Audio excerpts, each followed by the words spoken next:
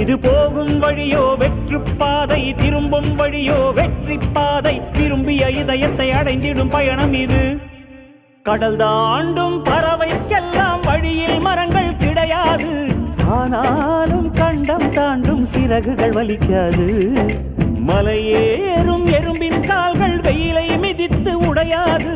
மனதோடு காதல் வந்தால் மனிதா தடையேது.